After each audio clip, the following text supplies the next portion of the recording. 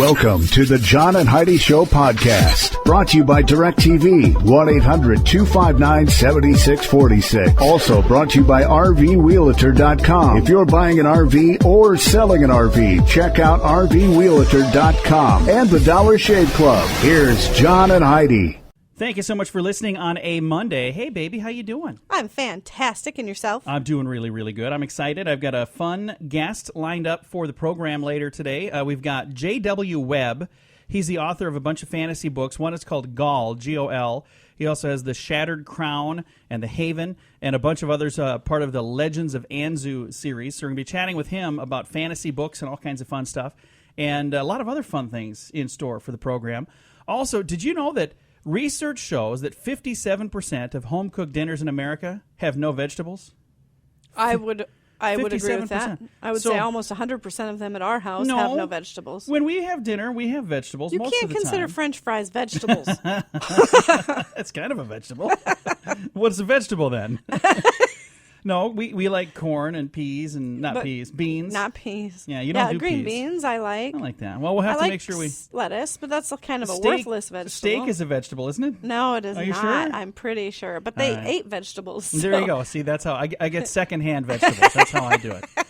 All right, coming up, we got some fun stories we're going to share. Thanks for listening to a Monday edition of the John and Heidi Show. This portion of the program is brought to you by Dollar Shave Club. Get razors for $1 a month plus a few bucks shipping, so you can enjoy fresh razors every month for as little as $3. Learn more at dollarshaveclub.com/radio. Thank you so much for listening on a Monday. An unnamed police officer in Minneapolis is being investigated for a bad habit of breaking into the Como Zoo so he can feed Pop-Tarts to the gorillas. Oh, that sounds like a nice hobby. Yeah, that does sound very interesting. 3 gorillas, Schroeder, Gordy, and Tago, were fed Kellogg's breakfast food, and the security guards spotted an officer on the surveillance camera that was feeding them. The zoo says the animals have not suffered any ill effects from the experience, but they've never eaten these sugary treats before, so they're really concerned. They're like, hey, quit feeding our gorillas They Pop-Tarts. loved them. So were they warm Pop-Tarts, you think, or cold? No, just the cold ones right out of the package. Now, do you like them better warm or cold? I like the ones without frosting. Yeah. Warm with butter on top. Yeah, I knew that's what you were going to say. Yum. I had never heard of that until you and I got married. Oh my gosh, they're so good. I tried it. She's actually onto something here. So if you get them, it doesn't have to be that brand. It can be any brand of toaster pastry. Yeah, just have to get the ones without the frosting. No frosting. Toaster pastry is making that sound very fancy. And it's hard to find the ones without the frosting now. They don't hardly have them anywhere. Well, if you get those and you lather them in butter, it is really... you got to toast them and then put butter on them. It's weird. Don't butter them before you toast them. That's a bad idea. All right, coming up, we got an unusual way to get someone to recover quickly from paralysis. It's kind of weird. You know it's true because you're going to hear it on the radio. It's on the way. This portion of the program is brought to you by RVRealtor.com. If you want to buy or sell an RV, go to RVRealtor.com. List your RV for free. Learn more at RVRealtor.com. All right, Heidi, imagine suffering from botulism paralysis.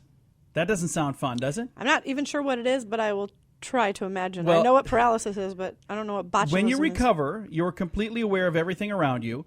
You can hear, you can smell, you can see. All your senses are completely intact. The only problem is that you're totally paralyzed for quite some time as you recover. This is what happened to one woman not too long ago. Somebody told the hospital staff that the woman liked Celine Dion. So the hospital played music for her nonstop for 2 weeks, and it was all Celine Dion music. They thought that maybe it would speed along the recovery. Interestingly enough, when the paralysis left the woman, one of the first things she experienced was stopping the music because she, in fact, hated Celine Dion music. Oh, my gosh. They were wrong. They're like, I think she really likes Celine Dion. So she couldn't speak either then? She was completely paralyzed? She was paralyzed, so I think I'm not exactly sure what happened. I think she finally got better. She got up and ran across the room and kicked the radio out the window or something. Oh, my gosh. I don't know exactly what happened. So they were kind of torturing this woman. Yeah, pretty much. They found out that, hey, I don't like Celine Dion. Would you please? Who told you that? My husband? He clearly doesn't listen. He doesn't listen to me. If that ever happens to you, you know what I'm going to play on repeat over what are you gonna play? And over? Just a Friend by Biz Markie. Oh, please don't. Even once would be enough. I would come out of my paralysis instantly. I'm doing it for you, babe. Whatever works. Yeah, sure you are. I've heard of them playing music to taunt prisoners. I've heard of them, in war zones playing music to get people to surrender. Celine Dion was on that list as well, by the way.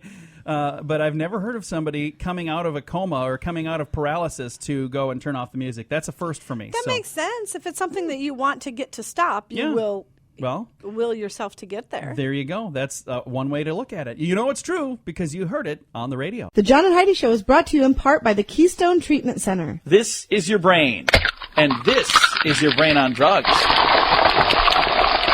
We share silly stories here on the program, but addiction is no joke. If you or someone you know suffers with an addiction to drugs or alcohol, make today the day you seek help. Call toll-free 844-204-1055. That's a toll-free number. Again? 844-204-1055. And this is your brain on drugs. Bribing your way out of a drunk driving conviction only works if you're not thinking with a brain that's drunk. Police in Iowa City say a man tried to buy his way out of a drunken driving bust with sandwiches. Mark Booth offered free subs in exchange for being let go. The officers declined. They said, no thanks. Like free subs, like he owns a sub shop, free subs for life, or just the subs he happened to have in his car? I think he might have, I'm not sure. It doesn't say here, but I'm assuming he must have had some on him. Tell you what, I'll give you these subs if you let me go. I'm like, better idea. We're going to arrest you. We'll get lunch later. We know somebody who tried to bribe police officers with free pizza. Oh, yeah, I remember that. To get out of trouble. Yeah. That didn't work so well either. No, he's still in prison, right? Yes, he's still in prison. Yeah, that didn't work so hot for him. Yeah. So, there you go. That's what happens when your brain is on drugs. On the way, we have your moment of duh. This portion of the program is brought to you by Keystone Treatment Center. Addiction is no laughing matter. Call Keystone Treatment Center toll-free at 1-844-204-1055. Now, your moment of duh. A man accidentally triggers his moment of duh, and what could bring a new meaning to the term triggering your memory. A Russian gun shop owner has been hospitalized, Heidi, after he demonstrated a gun's trigger action by pretending to shoot himself in the head.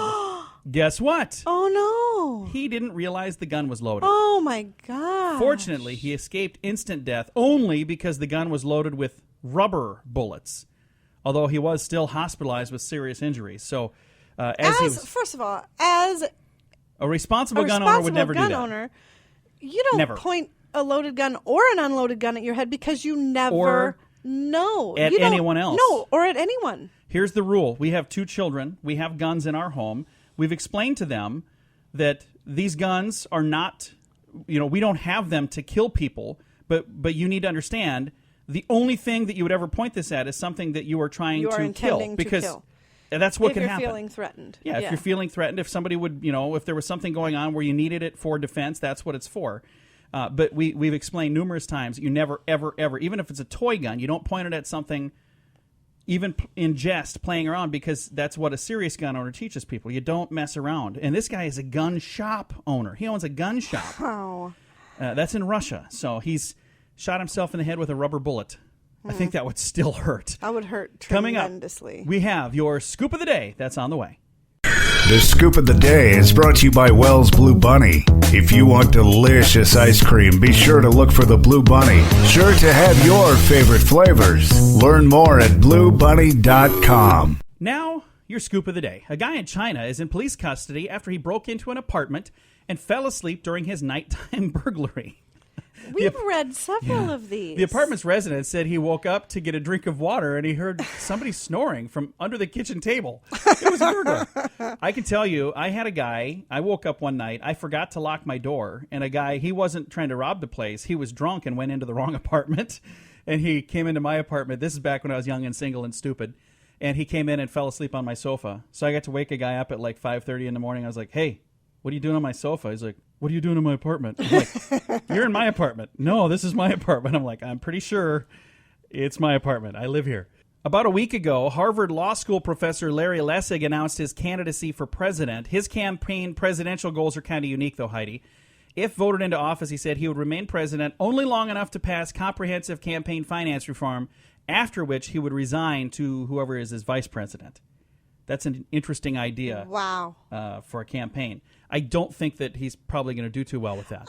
I don't think so either, because if someone's voting, you'd be voting for vice president Pretty then, much. and Yeah. his vice president will be whoever he chooses. So that doesn't seem right. So he Because what better- if the people didn't want him? He for better a choose a president? good vice president. Then. Right. That's just That's not right. Are you irritating to your coworkers, Heidi? I don't know. Am I? You're my coworker. I'll answer later. How's that sound? If you are, spend your day surfing the internet during work time, gossiping and organizing your personal life, or hitting reply all on your emails. A recent survey said those are the things that people find the biggest nuisances in the office. I'm going to tell you right now, reply all is my least favorite thing on email. If it's something that everybody needs to know, that's great. But usually I'll get a reply all and it's some snarky little comment. I'm like, you know what? Some of us have real work to do. Quit doing that. All right. Are we suffering app overload? People download a lot of apps. I got some apps that I've never been an app guy, but I've got some that I do like now. And all of the apps I've ever gotten are free. I've never paid for an app. Well, no. But they abandoned 95% of them. A new study from Nuance says, bottom line, we keep using the same apps. Facebook, YouTube, Google Play, Google Search, and Gmail. Those are the top 5 apps for the past couple of years. I'm going to tell you one that you should use. If you don't use it, it's called Shush. And it's a way to silence your phone for a certain amount of time. So like when we're in here on the radio, what I used to do is I would silence my phone. Then I would forget to turn the ringer back on.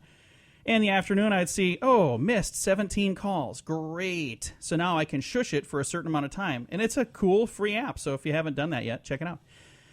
If you believe the ads, good drivers get the best insurance rates. But a recent study shows auto insurers frequently charge good drivers higher premiums than those who have accidents. Why?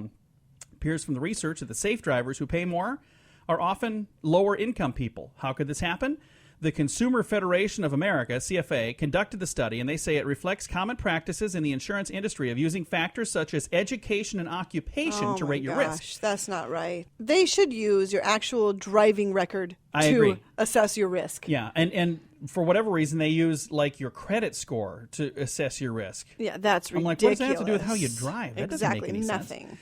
There are all kinds of nasty things that could go on in your coffee cup. Professor Charles P. Gerba of the University of Arizona says 90% of office coffee mugs are covered in germs. It gets worse.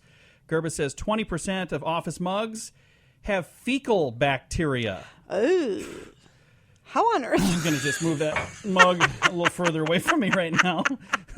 What have you been doing with this mug? She's like, hey, I'll go get coffee for you. I'm like, wait, you're mad at me right now. What are you going to do with this cup? A repentant thief has returned a laptop that he stole from a computer shop after he saw the salesman stumble and break his arm when he was chasing the bandit. Aww. This happened over by Berlin. The guy came back and said, I'm so sorry. And that's when he handed the laptop back to the clerk, who was laying on the sidewalk with a broken arm. The thief had seen the clerk trip on the sidewalk and cry out in pain with his broken arm. Then he returned it and ran off. So he's an idiot for trying to steal a computer, but at least he's a nice idiot because he came back and, said he realized what he was doing was wrong and brought it back to him. That was nice. It's a bittersweet story. Hey, let's take a look at our strange law. In Iowa, state law forbids any establishment from charging admission to see a one-armed piano player. What in the world? I would pay to see a one-armed piano player. You wouldn't in Iowa, I'm telling you that. They can't charge admission for that. So there you go. I think that's discriminatory because you would charge to see a two-armed piano player. Apparently, I'm not sure why that's a law, but that is a strange law. And this has been your Scoop of the Day. This portion of the program is brought to you by RoughToughKennels.com. Dog kennels and accessories sent to your front door wherever you live. Your dog deserves it. Learn more at RoughToughKennels.com. Thank you so much for joining us on a Monday. Got a special guest on the telephone line right now. We have an author that we're going to be visiting with, J.W.Webb, with Legends of Anzu. J.W. grew up in a small town in England, and he's got a great accent. I absolutely love his voice. J.W., thanks for joining us. How you doing? Well, hi, John, and thank you for having me on. I'm doing fine. It's great to be here. Thank you. Well, we get to chat with you today because it's interesting to me how fantasy, whether we're talking about Star Wars, whether we're talking about Lord of the Rings, just something where people can kind of take themselves to a completely different place. It never really loses its place in our culture, and we wanted to talk with you about why that is. Now, why do you think that is, and why do you think fantasy is more relevant now than really it has been in a long, long time? Well, I think it's two answers to that question, John. I think it never loses its place in our culture because it's always been with us. If you go back to, I always use the example of cave paintings. When they would have painted those on the walls, they would have been the animals that they were surrounded with. But you bet at night they would have watched them, and their imaginations would have created stories. And I think people, who we are, is about stories that we create. So, you can go back to Hansel and Gretel, Arthurian myth. There's so much in the past, but I think the second question, the 21st century today, it's even more relevant because we live such hectic, crazy, busy lives. So we are constantly on the go. And I think fantasy is kind of a relief valve. So it's a vent. And it's such a broad spectrum. It's vast. You've got Game of Thrones, Lord of the Rings, Star Trek, as you said, Twilight. There's so many different aspects to it. I think it's got something for everybody. And all you need is a little bit of imagination, and away you go. And I think that's one of the things that for me is most intriguing, is it really is an opportunity to look into the imagination of the author, the person that was doing the writing, because it's your chance. Like if you're doing a true story, you're doing a movie based on a true story or writing a book based on a true story, you're limited to what happened. But when you're doing something that's fantasy, you're not limited by anything. You can have it where there's a character that breathes underwater. You can have it where there's a character that walks on the ceiling. Whatever you want to do, there are no rules. I think that's really cool. Oh, it is. I love it. I mean, it gives me an excuse to cause absolute carnage in my world. And I have all sorts of terrible characters doing all sorts of things. But you're absolutely right. I mean, I writing straight fiction, I mean, you can go a certain distance, but you are reined in by your parameters.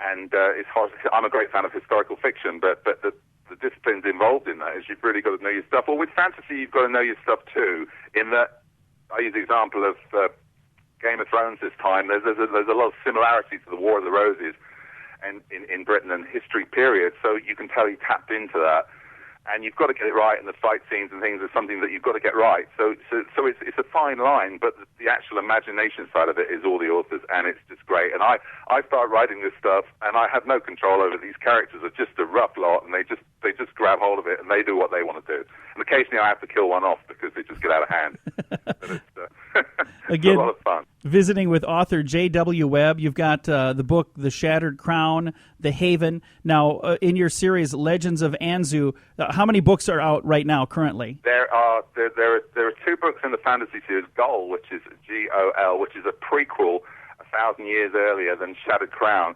Shattered Crown is the start of a series which will probably spread through 9 books. I've actually got another one coming out called Lost Prince, which is due out next month, and follows on immediately after Shattered Crown. Haven is a separate story. It's a Cornish ghost story. I used to live in Cornwall, England, which is famous for King Arthur, Round Table, and all that sort of nonsense. So it's kind of a mythic sort of. It's also famous for surfers, but that's entirely apropos. But the Haven is a short story, but that's totally separate. But it's all on my website. It's mainly fantasy that I delve into. So as you are picking up a pen or probably sitting at a typewriter or a keyboard and putting your story together, where do you come up with when you have to create a character?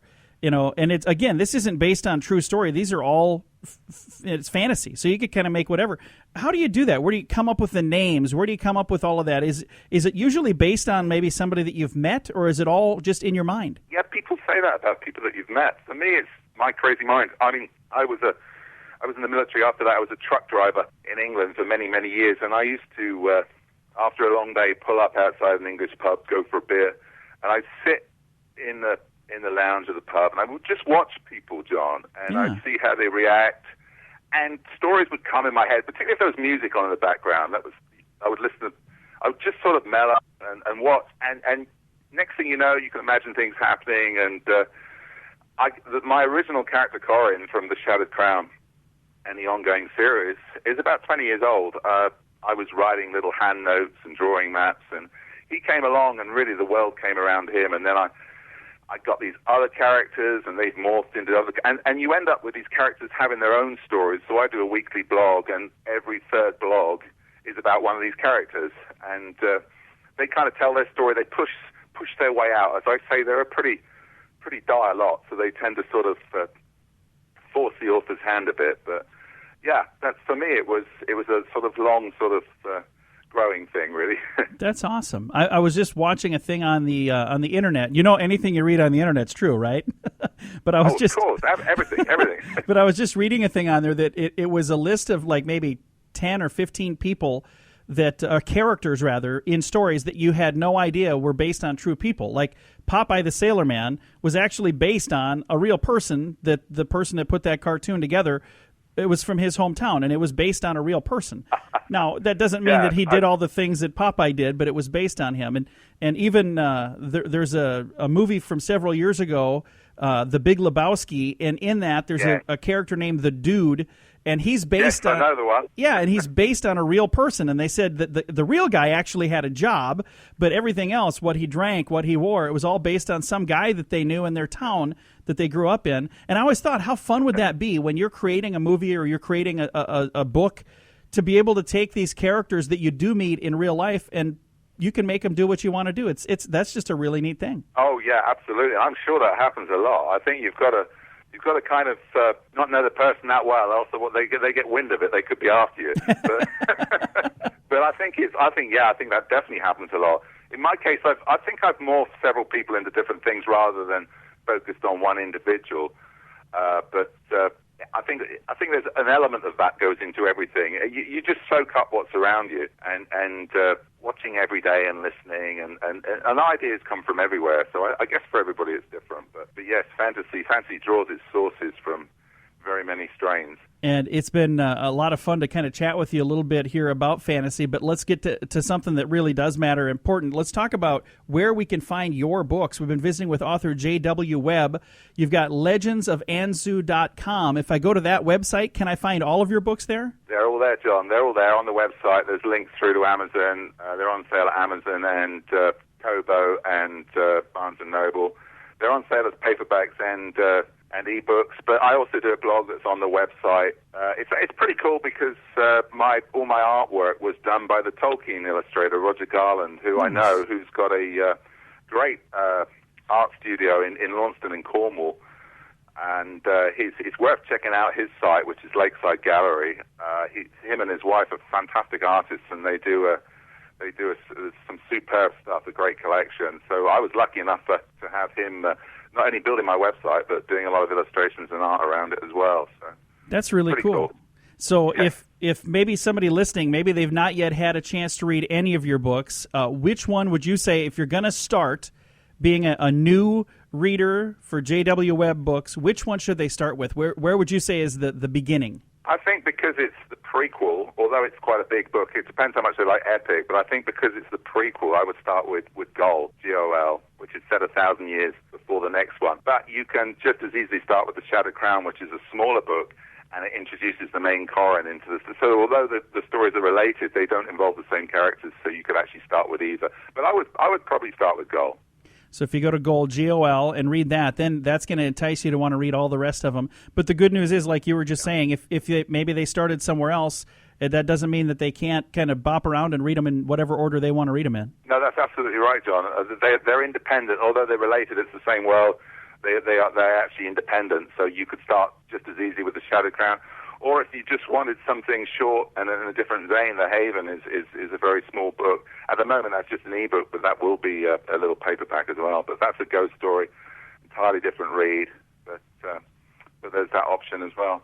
Again, visiting with J.W.Webb, and you've got several books. Again, let's tell the website where they can go to find the books. It's Legends of Anzu. That's Legends of Anzu's ANSU. And on the website, it's got all my details. There's an email list. There's a regular blog, there's author site, and there's the books are available there. And there's a gallery showing the work that Roger Garland, the Tolkien illustrator, did for me. So it's a pretty cool website. Nice. Well, we're going to send them over to pick up your books. J.W.Webb with us today. J.W., thank you so much for taking time to chat. Well, thank you, John. It's been delightful. Thank you very much. Definitely. Get out there and check it out. Again, his website, legendsofanzu.com. Go check that out. Thanks for listening on a Monday right here on The John and Heidi Show. This portion of the program is brought to you by carsforsale.com. If you're in the market to buy a car, truck, or van, find thousands of vehicles to choose from at carsforsale.com. Today is a very special day, Heidi. Do you know what today is? What is today, John? Thought you'd never ask. Today is Monday, the 14th day of September. It is National Cream-Filled Donut Day. I love cream-filled donuts. What is your favorite cream in the middle of a donut? Like Bavarian cream or Just white? the whipped cream. The Whipped cream? White cream. That's good. It's also World Maritime Day and Rosh Hashanah Day. So, But I also like jelly donuts. oh, I do too. You know, I have a very bad track record for whatever I'm eating falling right on my shirt. I was at an event like a week ago on Wednesday, and all of the donuts that were in there looked delicious, and there was one that was like crying out my name. It was going, John, eat me. So I grabbed it, and I took a bite of it, and I saw a glob of jelly coming down, and with cat-like reflexes, I caught that jelly in my hand. I'm like, so impressive. I felt like a ninja. It was pretty crazy. So impressive. Yeah, I almost dropped it right on my shirt, and I caught it. Cat-like ninja reflexes. You know, there is a bakery in Storm Lake, Iowa that makes the best donuts That's in the your world. hometown. Oh, but they have the best donuts. They're good. Donuts They're are good. amazing. Well, get out and celebrate. It is a special day. It is Monday, the 14th day of September. This portion of the program is brought to you by StoneGroupArchitects.com. It's more than a building. It's design and function working together. Check out the project portfolio at StoneGroupArchitects.com. Do you like bacon, Heidi? Yes, I do. Do you like chocolate? Yes, I do. Well, take a listen to this. Another helping of bacon-wrapped chocolate-covered bagels, please. Wouldn't it be Ew. great if all these bad foods were good for you? Well, it turns out they just might be. Forget everything you've ever heard about unhealthy foods like chocolate, popcorn, pizza. They're good for you, according to experts. Whoever this expert is, I'm going to give him a hug. Many other forbidden foods are also good for you, even though somebody will tell you they're not.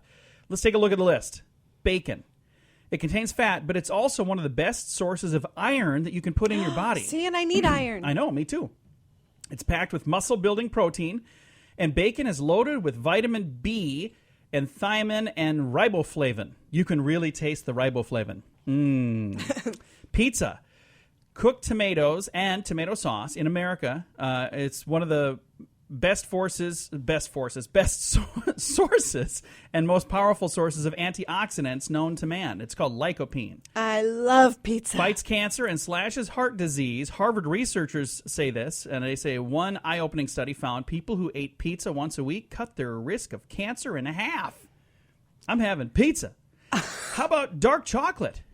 Love chocolate. Fights cancer better than green tea, according to studies. It also prevents heart disease.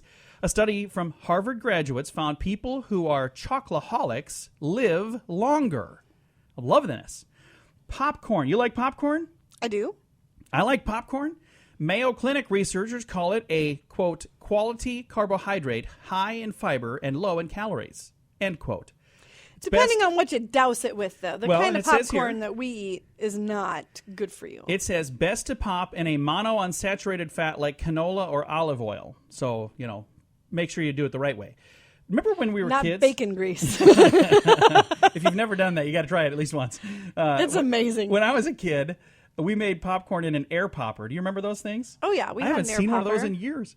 Bagels. Ball State University researchers found the disc-shaped treats provide cyclists with much more energy than granola bars. So sit back and enjoy a treat, and you might just live a little longer than you thought before. There you go. Coming up, is it good working for a good-looking boss? We're going to chat about that in a bit. This portion of the program is brought to you by DirecTV, 1-800-259-7646. Also brought to you by RVRealtor.com. If you're buying an RV or selling an RV, check out RVRealtor.com and the Dollar Shave Club. Here's John and Heidi. Do you have a handsome boss? Be careful. You might end up working extra hours for no pay. If you find yourself working extra hours, maybe even without extra pay, it might be because your boss is so darn good looking. See, this is why I work 24 hours a day. Because you're so darn good My looking. boss is so darn good looking. You're the boss. Oh, whatever. You're the one who keeps me working so long. Well, according to a new survey from Italy, workers there are more willing to work overtime, even without extra pay, if their boss is a handsome man. The study found there were 350 firms, by the way, that took part. Both male and female workers were less likely to ask for a raise and they were more readily to tolerate stress if the boss was handsome. The report suggests this phenomenon was unique to Italy, a country where most bosses are male. So there you go. That is from Italy. Good-looking bosses, they get people to work longer. Actually, in our situation, it's just because we can't afford to drive to work separately, so we're stuck here till the other one's done. You ready to go? No, not yet. 2 more hours. Get out some Candy Crush. All right. Coming up, we're going to talk about caffeine. That's on the way. This portion of the program is brought to you by GunUp.com. If you're a gun lover, you'll be in heaven at GunUp.com. Built by experienced military veterans, shooting sports competitors, and publishing professionals. They have awesome stories and articles that are read by millions of gun enthusiasts. Check it out at GunUp.com. Coming soon, plants with no caffeine. Yeah. Better get plenty of sleep in the future. There may have plants with no caffeine? Yeah, it says here they may have had a huge breakthrough when it comes to making decaffeinated coffee. A group of scientists believe that they are now breeding coffee plants that produce decaf, like when it's actually produced. Coffee plants that contain no caffeine could be a reality. Scientists have succeeded in cloning the gene responsible for the enzyme crucial to the synthesis, however you say that, of caffeine in both coffee and teas. By blocking this gene, caffeine-free coffee and caffeine-free tea could be grown. Right now, when you get something that's decaffeinated, most of the time it's just less caffeine. It's not no caffeine. It's usually just less. They're saying they could go with no caffeine. So your coffee and your tea could be crisp and clean with no caffeine. Remember that from back when we were kids? That was 7-Up's deal. Okay. Crisp and clean with no caffeine. All right, coming up, we're going to talk about Aunt Jemima. She's destroying books in Washington. What? I got the story. It's on the way. This portion of the program is brought to you by Dollar Shave Club. You can get razors sent to your door each month for just $1, plus a couple of bucks shipping. It's an amazing deal. Log on to dollarshaveclub.com/radio to learn more. That's dollarshaveclub.com/radio. Now, back to the John and Heidi Show podcast. Police are on the lookout for Aunt Jemima in Tacoma, Washington. It appears that the lady has hit 5 libraries in the city, pouring maple syrup onto late-night book drops, destroying over $10,000 in books, in videos, in tapes, and CDs. So it's probably not really Aunt Jemima, but somebody using her syrup or log cabin syrup or some kind of syrup. Regardless, somebody is really causing a mapley mess in Tacoma, Washington. Library spokesperson David Domininsky says vandalizing library books is nothing new, but he said, "I've never seen anything that compares to this. It's been the most damaging action anyone has ever done to us," according to the gentleman in charge of the library. Police are following leads and encouraging residents to be on the lookout for any suspicious activity. In the meantime, all library book drops now have been closed indefinitely. Now you have to walk in and hand them to a librarian. So if you come in with a book soaked in syrup, then they'll know that it's you. You're Aunt Jemima. You're the one doing it. I don't understand why somebody would want to do that. So they're going to the book depository and they're squirting maple syrup inside there to ruin everything inside of it. Yeah, that's not You're nice. robbing from yourself.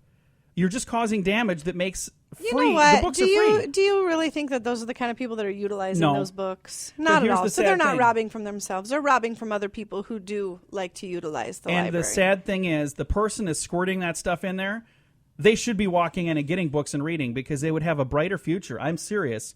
A much brighter future if they would quit ruining books and start reading books. Because readers are leaders. Or as one cartoon that I saw, the more you know. it said, readers are leaders, and then they had a bully punching a kid and said, hey, readers are bleeders. I was like, well, that's kind of funny. But it's true, readers are leaders, and the more you know by reading a book, the much you'll be able to go further in life. Don't squirt ketchup or what was this? Syrup. I hope I didn't just start an idea for somebody with ketchup, but don't squirt syrup in those book depositories. He's gotten Bad. himself into quite a sticky spot. Yes, he or she has. Coming up, we do have some good news. That's on the way. This portion of the program is brought to you by DirecTV. Call 1-800-259-7646. They have hundreds of channels to choose from, with many packages to fit your viewing desires. Learn more at 1-800-259-7646. We always like to end things here on a positive note, and we have an organization that helps London's homeless, and they recently handed out 100 disposable cameras to people in the community to produce a couple thousand photos that show the city of London through the homeless people's eyes. Cafe Art collaborated on the project with the Royal Photographic Society. The result, Heidi? More than 2,500 photos from the 80 cameras that came back. The Cafe Art Initiative is currently running a Kickstarter campaign to raise money to cover the cost of printing all of these photos and making a My London calendar, and they've exceeded their target. Isn't that cool? That's very cool. So they raised the money, and they're like, hey, this is what we need, and more than enough came in. The organization frames the artwork produced by the homeless community and finds independent London cafes to hang it and sell it, with all of the proceeds then going back to the person who took the photos.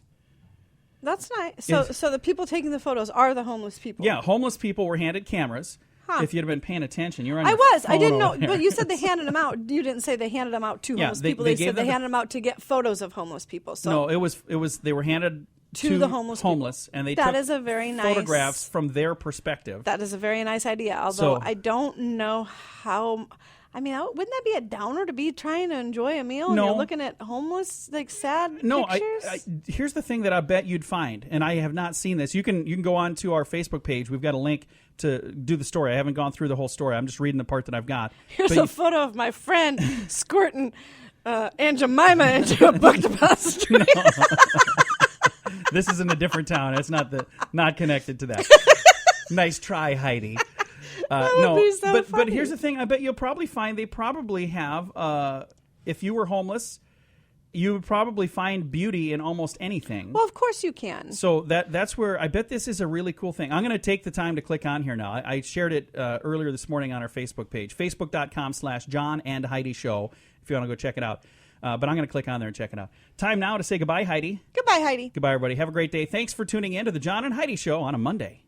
Time now for the bonus break, only available here on the John and Heidi Show podcast. And your bonus break is brought to you right now by Dollar Shave Club. You can go there and buy your razors, and they're cheaper than they are when you go to the store, and they deliver them right to your door. Mm-hmm. I don't know how they do that.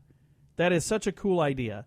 The guy that came up with this concept, just brilliant, because who wants to go to the store to get razors? Usually, if you're anything like me, you remember that you need razors when you need razors. Right. You don't remember it while you're at the store getting other stuff. So this is a way for you to just, right now, sign up, and then they'll show up automatically in your mailbox. You don't ever have to go out looking for razors again. And you can decide how often you want them, if you want them every month or every other month. Some people shave more often than others. I get them every month, and I absolutely love them. And it's funny because everybody in our house now uses my razors. So. Absolutely. You do. Troy does. Taylor doesn't yet. Yeah, I guess she shaves her legs. Oh, yeah, she does. They're all using my razors, but it's a bargain. So check it out. You can get razors for as little as $3 a month delivered to your door. Go to dollarshaveclub.com/radio. Now let's talk about some fun stuff. This guy, let's just say he didn't have a good day. How's that sound? Okay. Paul Michael Callahan had this plan to rob a bank. Well, he was in search of a bank to rob. According to police, he allegedly tried to rob what he thought was a bank, but it was a copy shop at the Boston University. He thought it was a bank. They do photocopies? Yeah, they do like photocopies. He walked into this place. You know, it kind of looked a little bit like a bank, but instead of money in there, they had copy machines. So anyway, he went in and handed him a note, and they're like, yeah, this is not a bank. So then he said, do you know where the nearest Fleet Bank branch is? Oh, my gosh. About 40 minutes later, he allegedly robbed a Fleet Bank branch. They probably. I would assume that the copy place had already notified the police they're like, that there's a guy coming who's going to rob a Fleet Bank. So they gave him directions to that particular bank. He went there, robbed it, got away with $200. Well, a little under $200. $200. Yeah. Later in the day, he allegedly held up a Citizens Bank, making off $2,500. But there was a bright red dye pack that exploded in his truck.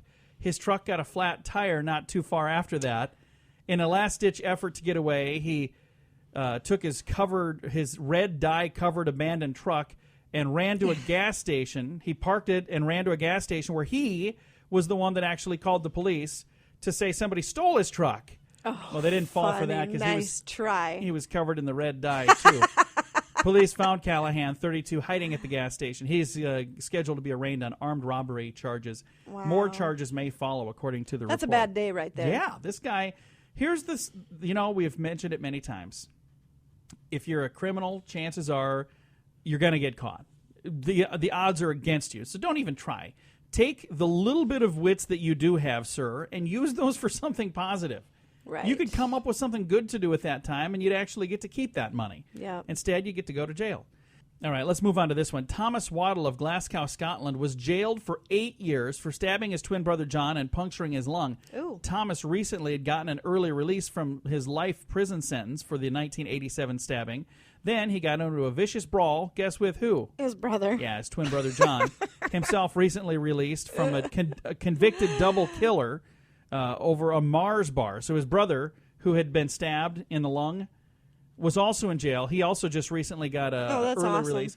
He killed 2 people over a Mars bar. Well, have you ever had a Mars bar? Yeah, they're good, but not worth killing people. They're pretty over. freaking good. So these guys are both maybe just destined to stay in jail for a while. Yeah. Don't give them any Mars bars. We don't want no problems in there. No, maybe better yet, you better give them the Mars bars. Hey, I got a fun thing that was shared on Facebook. A friend of mine shared this, so I thought I would read this. I just thought it was really funny. He said, our local newspaper does a column called 10 Questions. They spotlight people that live in the community. In addition to the usual inquiries about occupation, age, all that stuff, they usually do something to kind of look at their personality. So recently one of the women was asked, what's the strangest thing you've ever purchased? And she said, dog toothpaste. I have purchased dog toothpaste. Never heard of it before. Then the next question was, what's the most common thing people say to you? And her answer was, how did you get such white teeth? No way. She using the dog toothpaste? I hope not. I don't know. Hopefully that was just a coincidence. But I just thought that was really funny. What's the weirdest thing you've ever bought? Dog toothpaste. What's the comment you hear the most? You have such white teeth. Huh. I think that's kind of funny. So we're going to have to go out and get some dog toothpaste. How's that sound? We have some dog toothpaste. Where do we have that? It's under the sink in the guest bathroom. Okay, well. And the little doggy toothbrush that came with it. Oh, really? Yeah, you're supposed to brush their teeth. We have not done it. Have we We ever? tried it once and it didn't go so They didn't like it, huh? No, That's they why- don't sit still for that. Instead, I just floss their teeth. So it's a whole lot easier. We just sit there and watch TV, and I'll floss the dog's teeth. I Of just course, figured their teeth can rot out right along with ours. I so- am completely kidding. I don't really floss our dog's teeth. I don't want somebody thinking I do that. They're like, how do you do that? How do you get them to hold still? I'm just completely kidding. I wouldn't even try it. I think they'd bite me if I tried. They wouldn't bite. They're good dogs. Yeah. Well, if you tried to floss them, I don't know how good they'd be. All right. Time to say goodbye, Heidi. Goodbye, Heidi. Goodbye, everybody. Have a great day. That's going to do it for our bonus break. Brought to you by the Dollar Shave Club. You can learn more and you can save money on your razors, and they'll bring them right to your door at dollarshaveclub.com/radio.